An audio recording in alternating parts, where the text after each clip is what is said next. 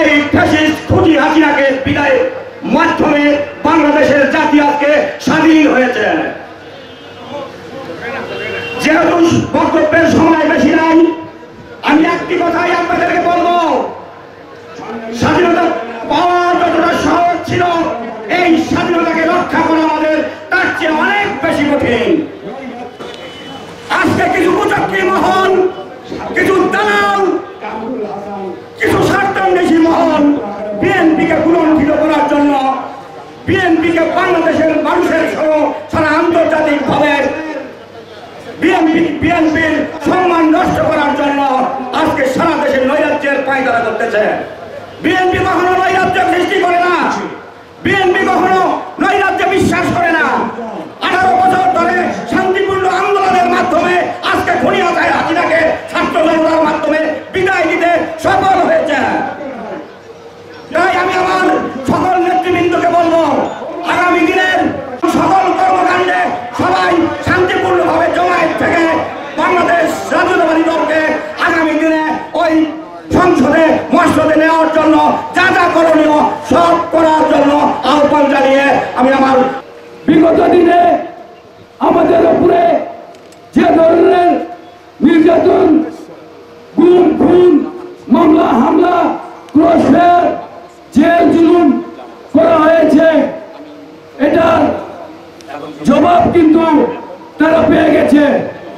আমি একটি কথা বলতে চাই, বিএনপি অফিসে যতবার এই হামলা হয়েছে, আমরা বিএনপির কোন নেতা এখানে ছিলাম না। আমরা বিএনপি অফিস বন্ধ ছিল, খালি মাঠে গোল দিয়ে তারা চলে গেছে। তারা খালি মাঠে গোল দিতে জানে। তারা যদি ভালো প্লেয়ার থাকতো আজকে পালায় থাকতো না তারা। আমি আরো বলতে চাই, ইতিমধ্যে আমি শুনেছি তারা নাকি বাংলাদেশ সহ শহীদপুরেও নাকি ঢুকবে। আরে ভাইয়া, এটা স্বপ্ন, আপনারা ভুলে যান। আপনারা যত আন্দোলন, সে যত জুলুম, যত নির্যাতন আমাদের উপরে করেছেন, আমরা তো দূরের কথা, শহীদপুরের জনগণই আপনাদেরকে তাড়া করে বিতাড়িত করবে শহীদপুর থেকে ইনশাআল্লাহ। জেলা বিএনপির নির্দেশে আমরা সকাল থেকে এখানে অবস্থান করব। রাজপথ সহ শহীদপুরের প্রতিটি গলি রাস্তা আমাদের দখলে থাকবে ইনশাআল্লাহ। কেউ যদি শহীদপুর শহরকে অশান্তি করার চেষ্টা করবে, তাকে শহীদপুরে রাখতে দেওয়া হবে না, হবে না, হবে না। আমি এই বলে সবাইকে আগামীকালকে পার্টি অফিসে থাকার জন্য আহ্বান জানিয়ে আমার বক্তব্য এখন থেকে আগামীকাল পর্যন্ত আমরা থাকবো ইনশাআল্লাহ। সাধারণ সম্পাদক শাহিন আক্তারের নেতৃত্বে আমরা এই 2 দিন সমস্ত বিএনপি নেতৃবৃন্দ অঙ্গদল বিএনপি অফিসে অবস্থান ধর্মঘট করব এবং সেই সাথে যারা শহীদপুরে অবস্থান করব, যারা শহীদপুরে বজায় রেখে প্রতিটি জায়গায় আমরা পাহারা দিয়ে বর্তমানে যাচ্ছি। দেশের শান্তি শৃঙ্খলা রক্ষার জন্য রাত দিন পরিশ্রম করে আমাদের যে নির্দেশ দিয়েছেন আমরা তা পালন করে যাচ্ছি। আসলে আমরা ফিরতেও চাই না। আমাদের মনে রাখতে হবে যে শান্তির জন্য দেশ দ্বিতীয়বার স্বাধীন হয়েছে, সেই স্বাধীনতার জন্য আমরা এই মানুষকে দিতে পারি এবং ভালোবাসা দিয়ে আগামীতে ভোট দিয়ে যেন আমরা এই দেশের আবার ক্ষমতায় আসতে পারি। আমাদের শান্তি শৃঙ্খলা প্রতিটি জায়গায় যেভাবে নিয়ন্ত্রণে আমাদের সিনিয়র নেতৃবৃন্দরা নির্দেশ দিয়েছেন, খালেদা জিয়া এবং তারেক রহমান আমাদেরকে যে সমস্ত নির্দেশ দিয়েছেন, আমরা তার জন্য অক্ষরে অক্ষরে পালন করি। আজকের থেকে শুরু করে আগামী 16 তারিখ পর্যন্ত যে কর্মসূচি আছে, সেই কর্মসূচি যেন আমরা আমাদের শহীদপুর এবং কিশোরগঞ্জ থানায় সবাই উপস্থিত থেকে সফল করি, এই আশা ব্যক্ত রেখে এখানে শেষ করছি। বাংলাদেশ জাতীয় জিন্দাবাদ, শহীদ জিয়াউর খালেদা জিয়া জিন্দাবাদ, আগামী রাষ্ট্রনায়ক তারেক রহমান জিন্দাবাদ। তরুণ ছাত্র ও জনতা যাদের আত্মত্যাগের বিনিময়ে এই বাংলাদেশ 2024-এর 5ই আগস্ট স্বাধীনতা লাভ করছে, তাদের আত্মত্যাগের কাছে আহত হয়ে হাসপাতালে মৃত্যুর সাথে পাঞ্জা লড়ছে, তাদের সুস্থতা কামনা করছে। তারেক রহমানের নির্দেশ যে আগামী 14 ও 15 তারিখে আমাদেরকে মাঠে অবস্থান করার জন্য, আমরা সৈয়দপুর আওয়ামী লীগকে বলতে চাই, আমরা সব সময় চেয়েছিলাম তৎকালীন পেটোয়া বাহিনী বাদ দিয়ে আপনারা আমাদের সামনে আসুন, আমাদেরকে প্রতিরোধ দেখুন আপনারা 2 মিনিট সৈয়দপুর শহরে টিকতে পারবেন কিনা। আজকে সেদিন প্রতিষ্ঠিত হয়েছে। এই নির্দলীয় তত্ত্বাবধায়ক লেভেল প্লেইং ফিল্ডে আমরা আপনাদের উদ্যত্ত আহ্বান করব, যদি সৈয়দপুর আওয়ামী লীগ করে থাকে রাজপথে নেমে দেখায় কথা আজকে নেতারা বলবেন, আমাদের মহাসচিব বলবেন, আমরা সুন্দরী গাইডলাইন দেবেন। বর্তমানে অন্তর্বর্তীকালীন সরকার, আর বিএনপি কিন্তু ক্ষমতা আসে নাই, অন্তর্বর্তীকালীন সরকার চলছে এবং এই খুনি হাসিনার সরকার সবাই মিলে পালিয়ে গেছে, সংসদ ছেড়ে বাধ্য হয়েছে পালিয়ে যেতে। তাই আমি বলতে চাই আমাদেরকে মাঠে থাকতে হবে, আমাদের দলের এমন কোনো কাজ আমরা করব না যাতে করে দলের কোনো বদনাম হয়। তাই বলতে চাই এখন থেকে আগামীকাল পর্যন্ত দ্বিতীয় স্বাধীনতা মহাত্মা করেছে।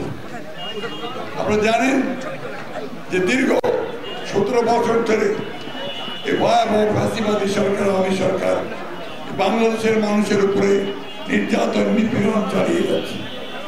প্রায় 800 মতো নেতা কর্মীকে তারা খুন করেছে, কয়েক হাজার নেতা কর্মীকে তারা হত্যা করেছে, প্রায় 60 লক্ষ মানুষের বিরুদ্ধে তারা মিথ্যা মামলা দিয়েছে। আপনারা জানেন আমাদের দেশের তাকে তারা 6 বছর মিথ্যা মামলায় সাজা দিয়ে কারাগারে আটক করে রেখেছিল। আল্লাহর অশেষ রহমতে তিনি মুক্তি পেয়েছেন। আমাদের নেতা তারেক রহমানকে মিথ্যা মামলায় সাজা দিয়ে নির্বাসিত করা হয়েছে। হাজার হাজার নেতা কর্মী, আপনারা রংপুর বলুন, সারা দেশ জুড়ে মিথ্যা মামলায় সাজা দেওয়া হয়েছে। তাদেরকে সেই মিথ্যা মামলা দিয়ে হয়রানি করা হচ্ছে। বন্ধুগণ, আজকে সারা বাংলাদেশের মানুষের উপরে যে অত্যাচার, নির্যাতন, নিপীড়ন, তার অবসান আপাতত করতেও পুরো ঘটেনি। এখনো সেই খুনি পরাজিত শেখ হাসিনা দিল্লিতে গিয়ে বসে নতুন করে বাংলাদেশের বিরুদ্ধে ষড়যন্ত্র শুরু করেছে। এখন সেই সাম্প্রদায়িক সম্প্রীতি বিনষ্ট হচ্ছে, এই ধোয়া তুলে বিভিন্ন রকম গল্প ফেলে তারা সেটাকে আন্তর্জাতিকভাবে বাংলাদেশকে ছোট করার চেষ্টা করছে। আপনাদের ইসরায়েল পরে কি কোনো গণনার ঘটনা ঘটেছে? একজন নিহত আর 20 জন নিহত, সাভারে নিহত হয়েছিল।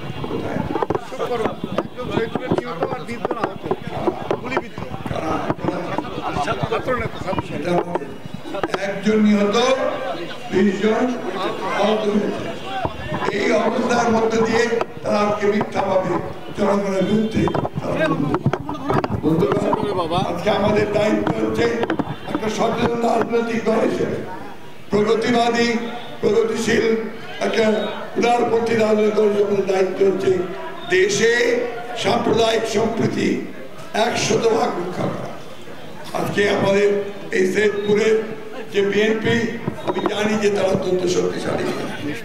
আপনাদের দায়িত্ব এখন একটাই, যে এই আওয়ামী লীগের লোকেরা ষড়যন্ত্র করে, চক্রান্ত করে আমাদের অর্জিত বিজয়কে নস্যাৎ করতে না পারে। ইনশাআল্লাহ রুখে দাঁড়াবো আমরা। আপনাদেরকে শান্তি মিছিল করতে হবে, সেজন্য আপনাদেরকে সম্প্রীতি বজায় রাখতে হবে। এবং আপনারা নিশ্চয়ই নির্দেশ পেয়েছেন 14 এবং 15 তারিখে আপনাদেরকে অবস্থান নিতে হবে, তাই না? সেই অবস্থান নেবেন সর্বশক্তি দিয়ে, কিন্তু কোন রকম কোন প্রভোকেশনের কাছে আবার পা দেবেন না, তার ঝুঁক দেবেন না, তার চেষ্টা করবে প্রভোগ করার, আপনারা প্রভোগ করেন না। দেখেছেন যে ইতিমধ্যেই শেখ হাসিনার বিরুদ্ধে খুনের মামলা হয়েছে, 2 জন গ্রেপ্তার হয়েছে এবং এখন অতি অল্প সময়ের মধ্যে যারা খুন করেছে, খুনের সঙ্গে জড়িত, তারা সবাই গ্রেপ্তার হবে না আমরা বিশ্বাস করি। 15 আগস্টের ছুটি বাতিল করা হয়েছে।